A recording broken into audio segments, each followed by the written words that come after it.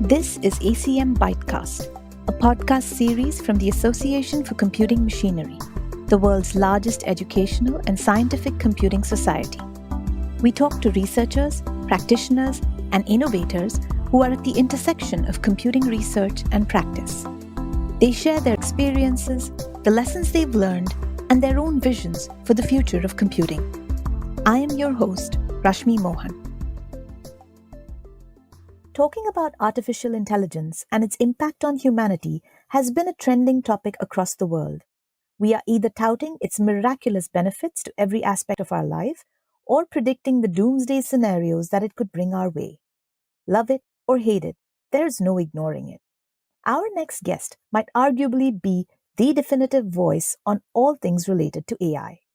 At last count, a few hundred connections away from 1 million followers on LinkedIn, and a LinkedIn Top Voice 2020 finalist, he is definitely a force to be reckoned with. Steve Nouri is an award-winning technical leader, a data scientist, an academic, an entrepreneur having founded multiple ventures, and a global leader on artificial intelligence. He is on the Forbes Technology Council, a committee member at the International Organization for Standardization, or ISO, and the founder of the nonprofit organization AI for Diversity. Steve, welcome to ACM ByteCast. Thank you for having me, Rashmi. Great. No, we're super excited to have this conversation with you. I'd like to lead with a question that I ask all my guests, Steve. If you could please introduce yourself and talk about, what you currently do, as well as what brought you into this field of work in computing. Yeah, my journey to computing and I guess data science is a little bit of a boring one, which as a child, I started with playing with computer games when I was 10 years old. I think my dad has a plan for it because he bought a computer not for gaming, and I ended up playing a lot of interesting computer games of the time, probably early 90s, which was not the highest quality of the graphics, but it was nonetheless interesting. So it just evolved from playing computer games and then trying to understand how to make computer games. To be honest, I was thinking like, how can we produce programs that can do all those graphics and sound?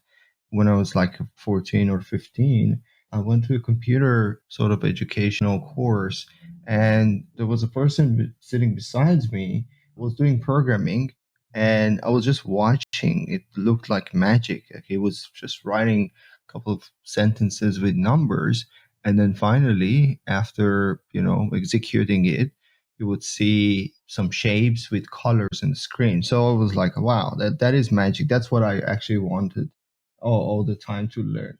So when he left, I started playing with his codes.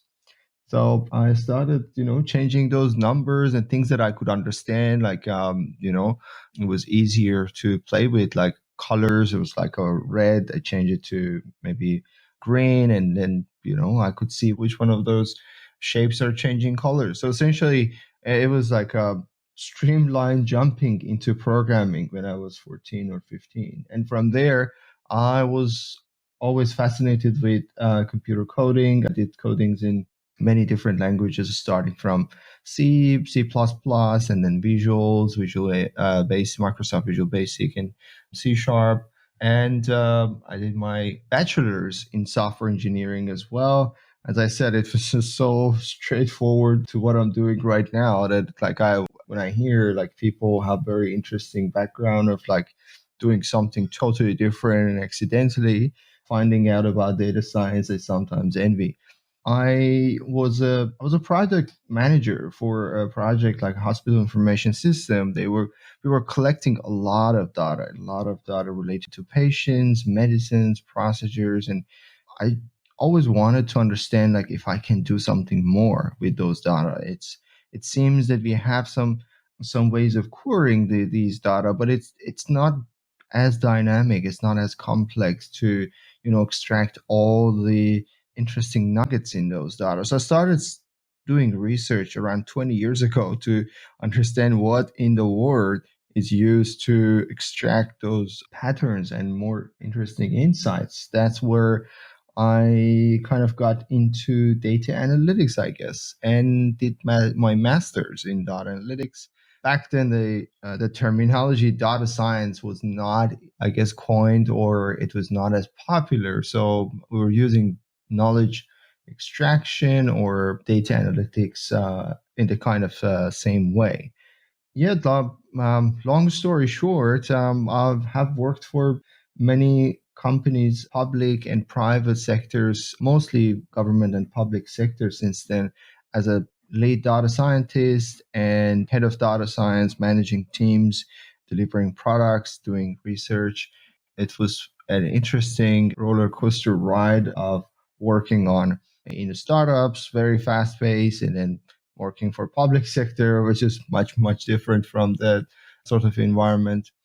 And these days, I mostly focus on the projects that I'm running myself in the private sector. I have founded two organizations, and Hackmakers and AI for Diversity, and also advising a couple of companies. As you just mentioned, I'm an advisory board for Harvard Business Review. I'm also a council member for Forbes, and do a couple of little things here and there, and enjoying, I guess, the geek world of the technology and data. Yeah, that's fascinating. Not the word of choice that I would use in terms of little, but an incredible journey. And I don't think you need to envy anybody, Steve. I think those of us that find that passion early on, I think it's an incredible journey for you to be able to build on that interest from playing computer games to actually, being so deeply involved in data science.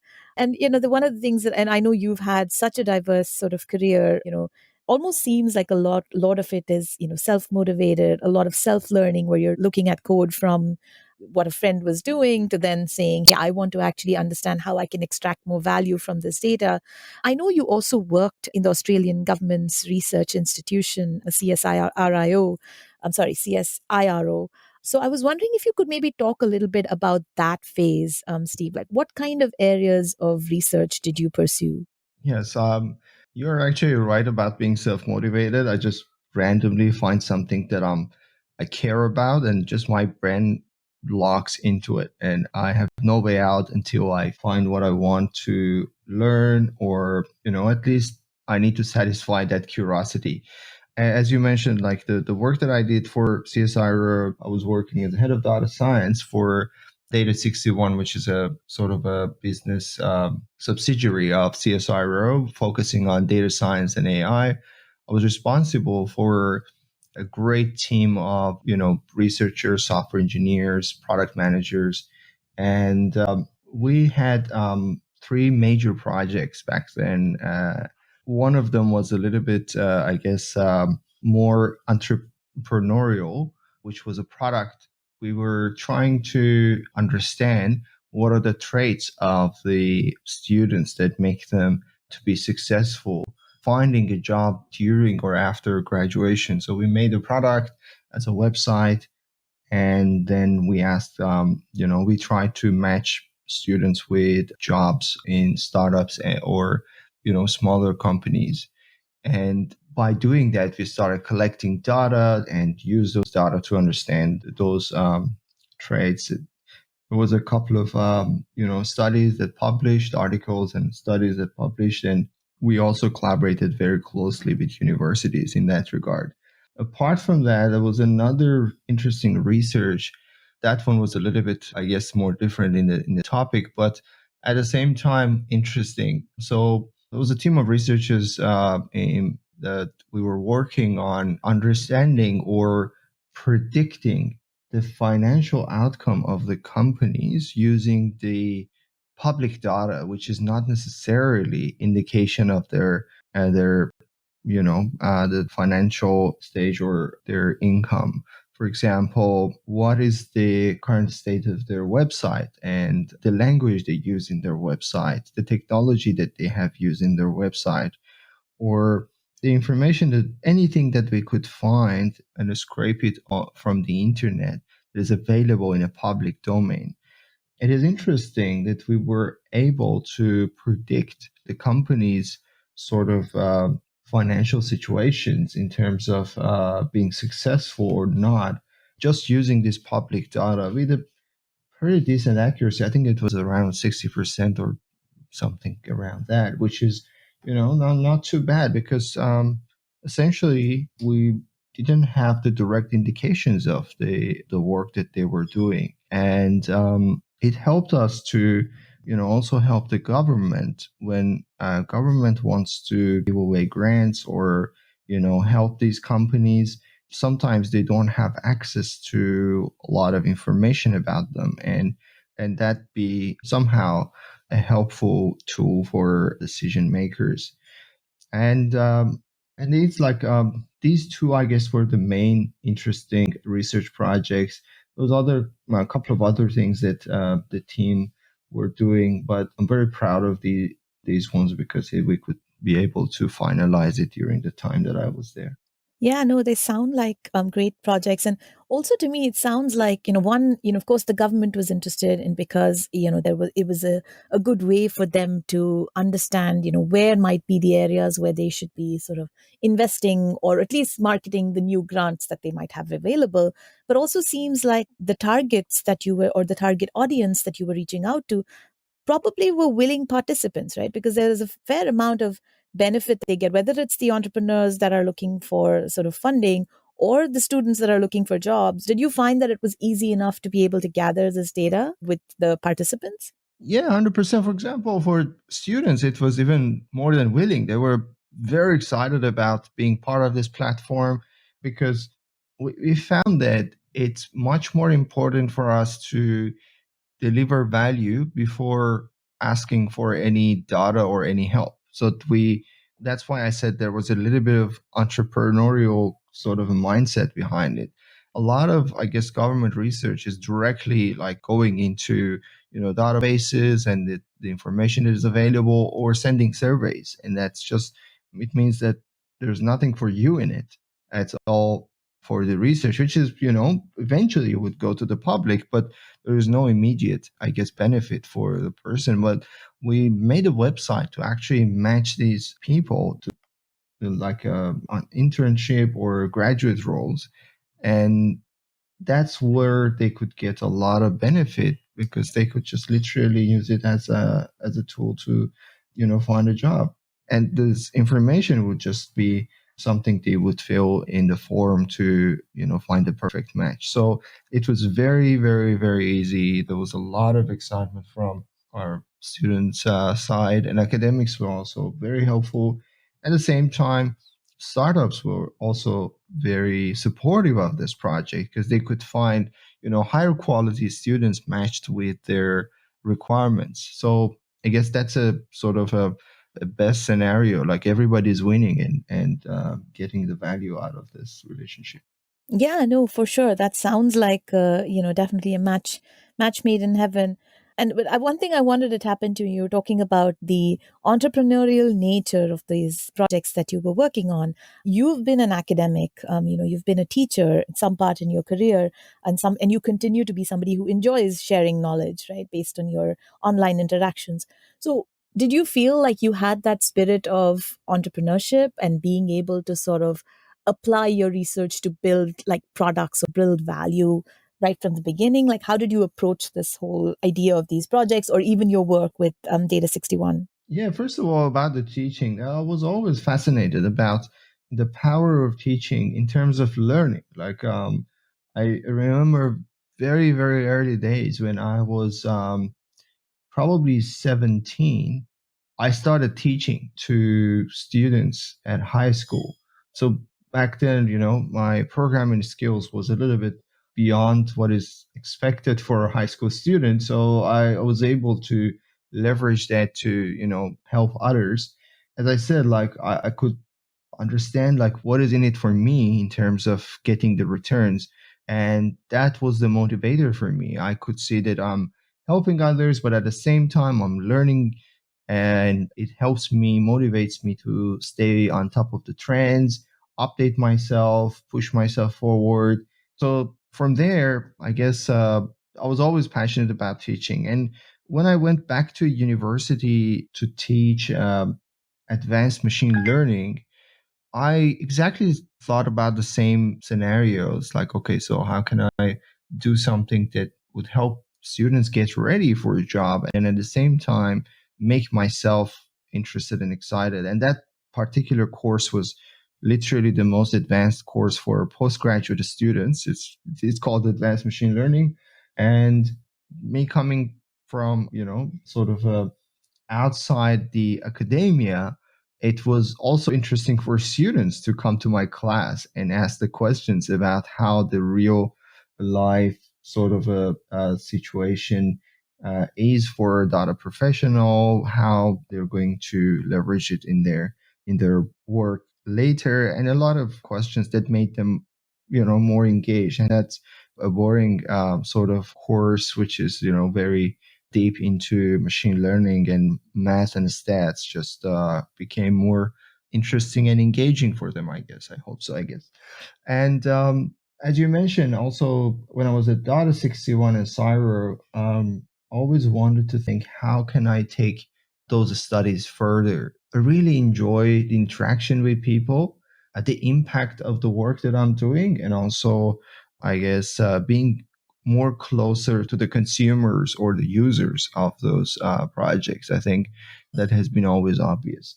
So yeah, from there, I was just like, my mindset always was like, which one of these projects can be a spin-off from Cyro and Data 61, which is, I think that's an interesting one, that we were able to spin off that project, the website, from Cyro, and that became a commercial product that was sort of acquired by another company, which is like a very successful, I guess, outcome for a research project to go forward and become an impactful business. And kudos to the team and all the people that helped during this project, the managers, the directors, and all the team members to make it happen. That's such a great story. Thank you for sharing that. And one of the other things that you mentioned, which I think is immensely valuable, is that to you, teaching is a method of learning. And I agree. I think most of us also feel that way. That the more you teach a certain topic, the better your understanding of it grows, and you sort of the finesse with which you're able to communicate and really get to the meat of the topic improves with every subsequent conversation that you have around that topic. I know that you currently, are such a prolific content creator, if you will. You share a diverse pool of content online on LinkedIn.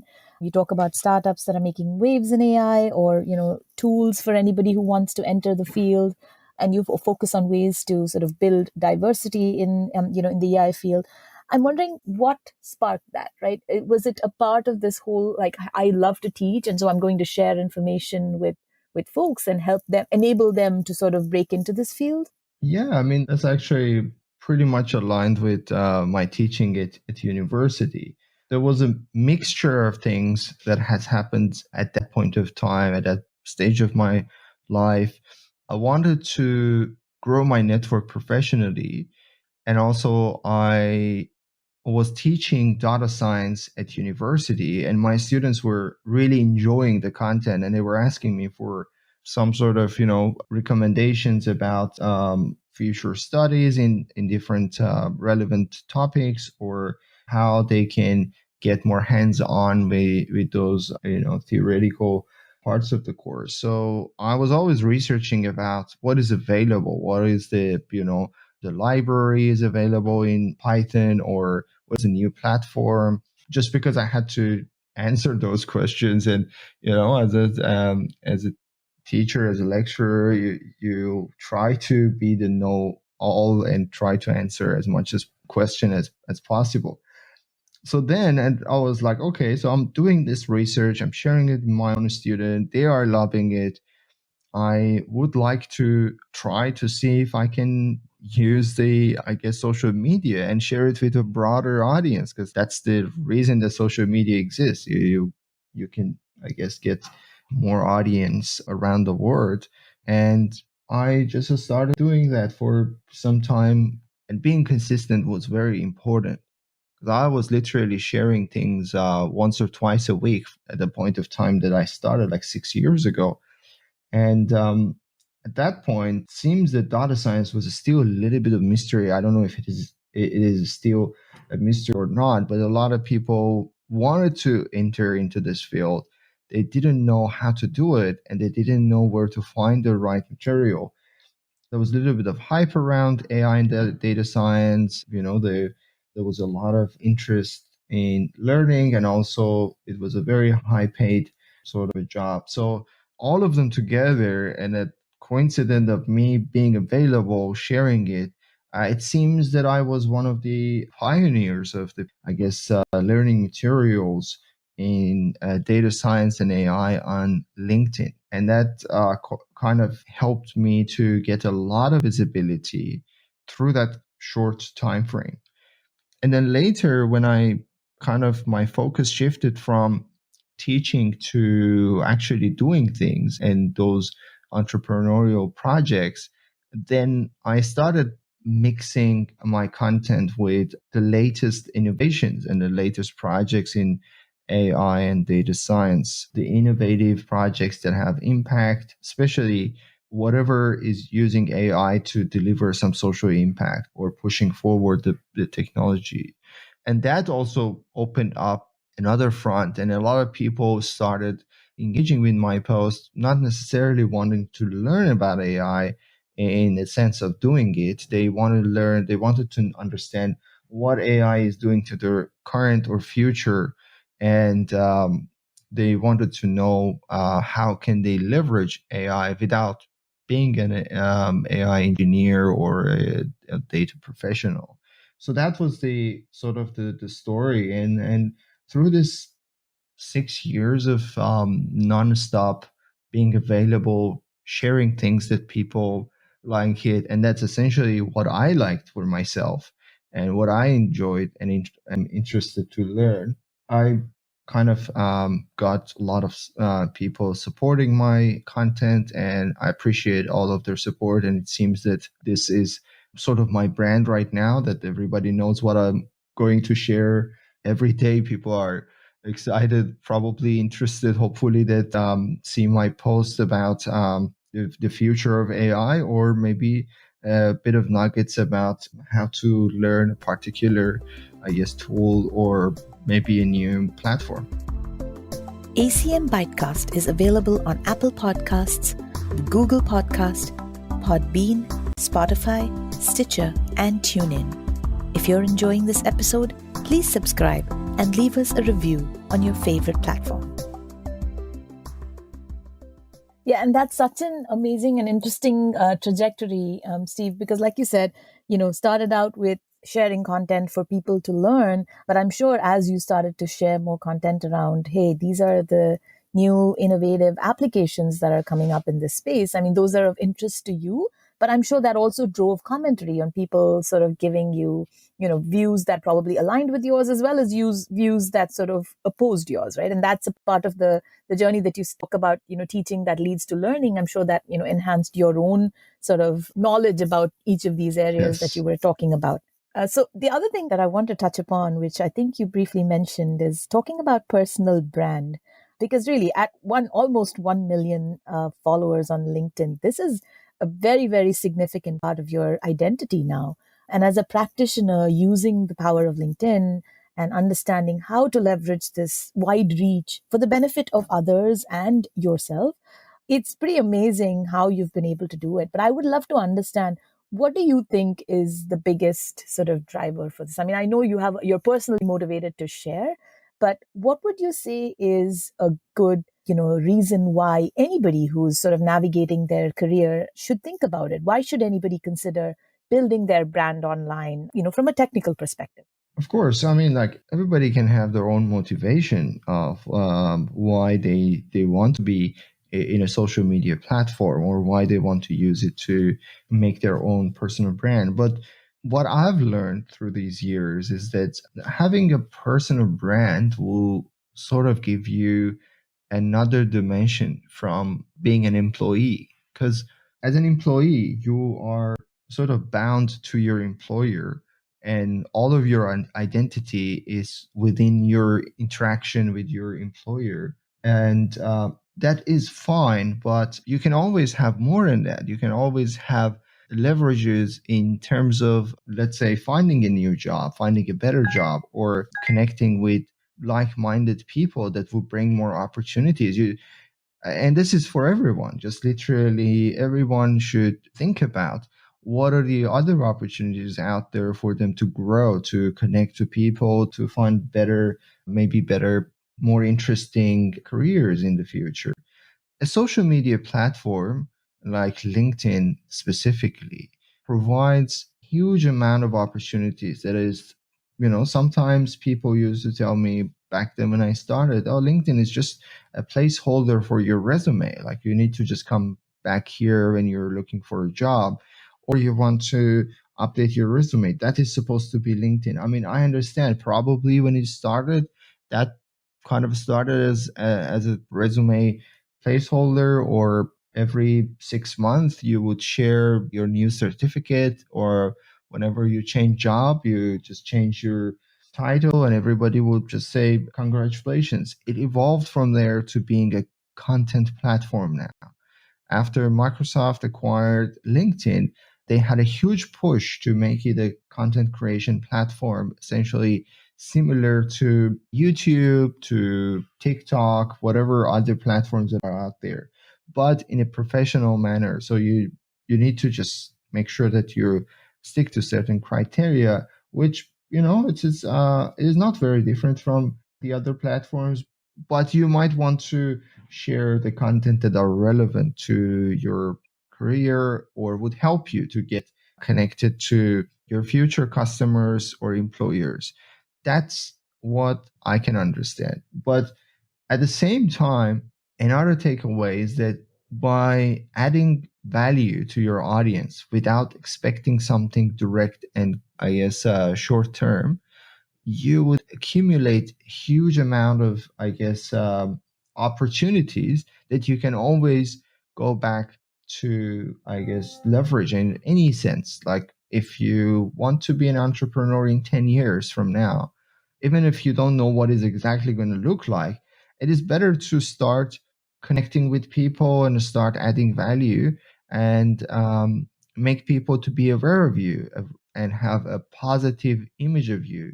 Because the moment that you actually need someone to listen to you, it is too late to start. I mean, we can always argue it's never too late to start, but I'm going to just go out of the limb and say it is too late to start when you need it, because things happen in sort of a very, very step by step and long term fashion.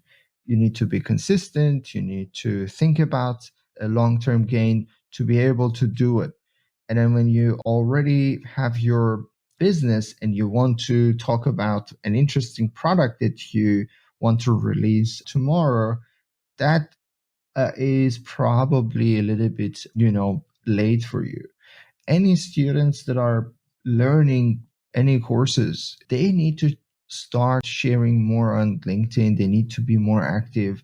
They always ask me, like, I mean, like, I'm not a professional. I haven't learned this topic yet. I'm not an expert. I don't feel that I need to talk about it because there are lots of professors in here. There are lots of professionals with years of experience, and I don't have that, I guess, the right to talk about any topic. And that cannot be any wronger than this. Like it is totally incorrect understanding of social media.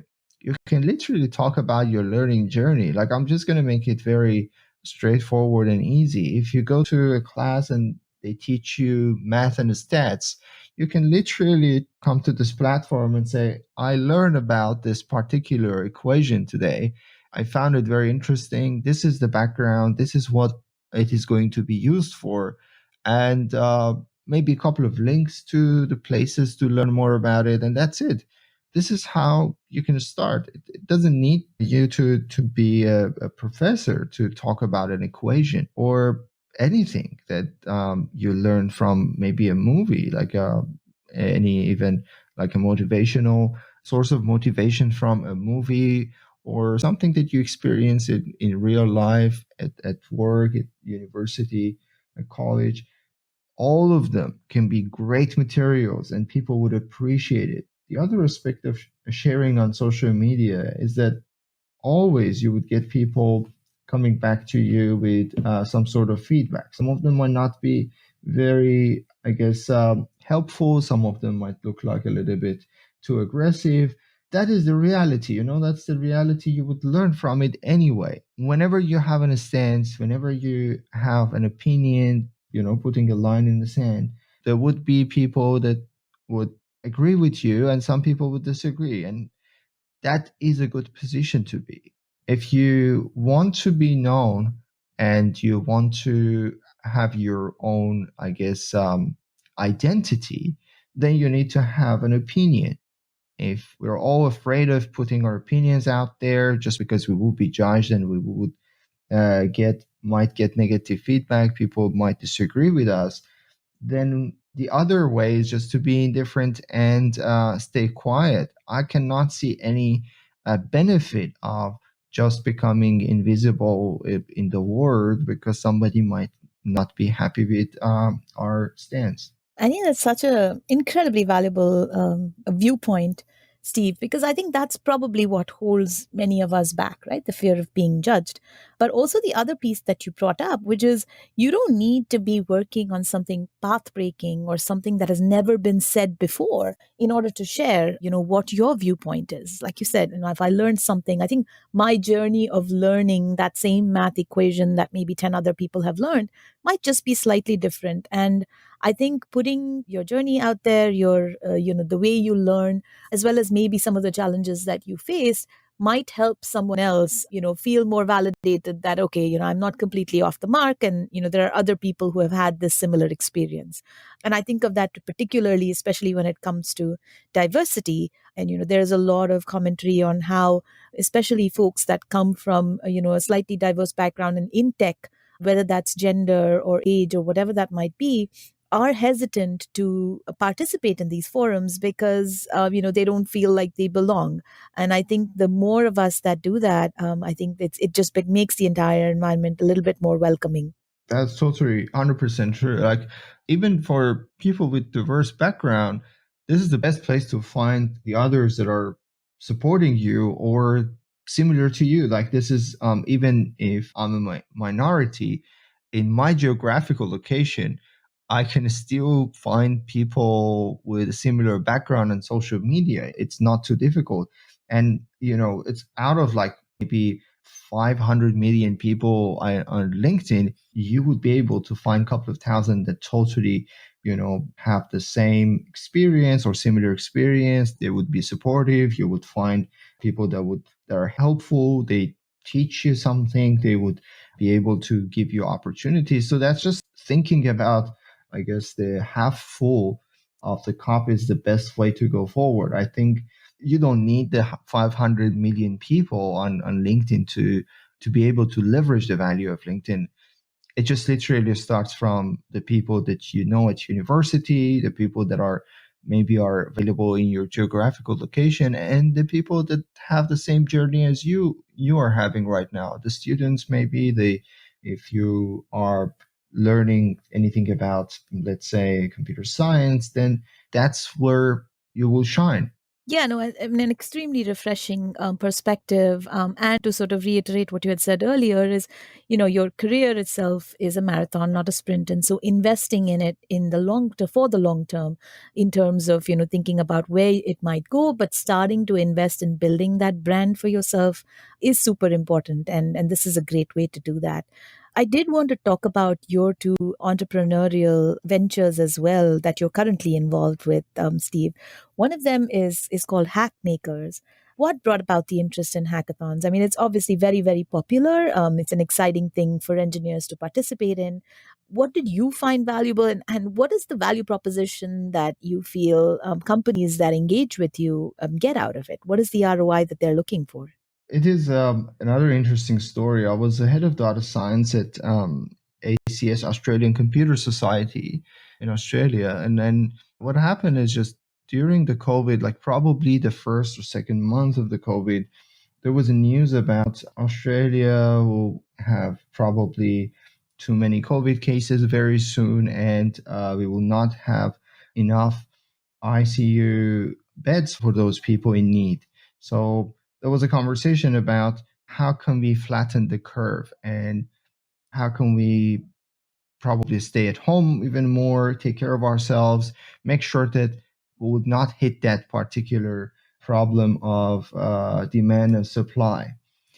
And at that point, we came up with an idea of running a hackathon. Like, let's have a hackathon. People stay at home during the weekend. I think it was probably around the Easter holidays, where everybody was like not sure what's going to happen during the Easter holidays. Are people going to go out and socialize and sort of make the situation go worse, or are we going to altogether decide to stay home and make sure that it doesn't go wrong? And we thought maybe that is a good idea for people that are staying at home, especially the techies, because I believe that hackathons are techies playground. So for techies, maybe that's a good way to spend time during the holidays, since they are locked up at homes and they can not do anything fun. They joined this hackathon, which was called Flatten the Curve, to socialize, build something. And essentially we had two goals of keeping people interested, happy at home, and also at the same time delivering some solutions for this particular problem of the COVID in early days. It went super popular. We got, like, within 10 days of the project time frame was literally 10 days from the moment that we started advertising and talking about it to the moment we delivered this hackathon. And in 10 days we're able to get around 2,000 participants in majorly Australia and New Zealand. And that was the aha moment, the beginning of thinking about running hackathons. So later on, when I sort of left ACS, I was thinking, like, this is my passion. I loved it. I want to do it more frequently. And it seems that this is something that probably during COVID, people would be more interested. So I literally started with my team, to run hackathons like every couple of months as a fun side hustle for us. Like, this was it wasn't supposed to be a job. It was supposed to be just a fun thing to do. But then during such a short time, it became very popular, and we got a lot of interest of these large corporates to be part of it as a partner, as a sponsor, from Microsoft, Google, Oracle, IBM, and you name it. They were reaching out to us, we were reaching out to them, and that was a very good collaboration happening there that sort of showed us that there is a value of doing it better and I guess more frequently. So then it became a startup. We got funded by the government. We also got some investors, and we're building the platform right now. It is an innovation, sort of an end-to-end innovation platform, which will enable people to go through phases to be able to come up with some interesting, innovative solutions for problems, from the ideations, from coming up with different ways of tackling a problem systematically, and then collaborating to deliver a POC or an MVP in a platform that would allow you to collaborate in a virtual environment. That is the goal. We're in an early stage of delivering that right now. There is something and interesting happening. We are going to do it in a Web3 fashion, in a decentralized way, which means that we're going to open it to the public to contribute to these projects and to own it. That is probably something that will revolutionize the whole community aspect of the internet in future. And we would like to be one of the pioneers of leveraging that sort of mindset of Web3.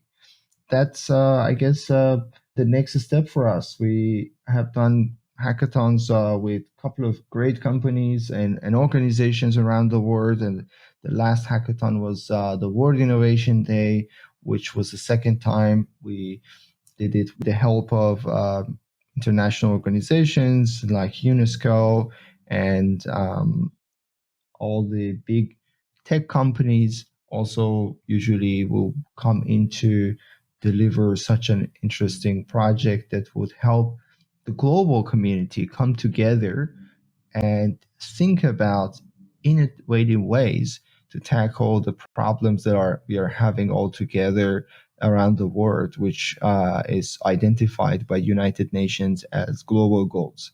So it was a very successful event. I guess around 4,000 people participated, and we are hoping to continue that fashion and always try to innovate the way that we're doing it ourselves. We learned a lot in the last couple of years. I think we've been running it for 2 years already.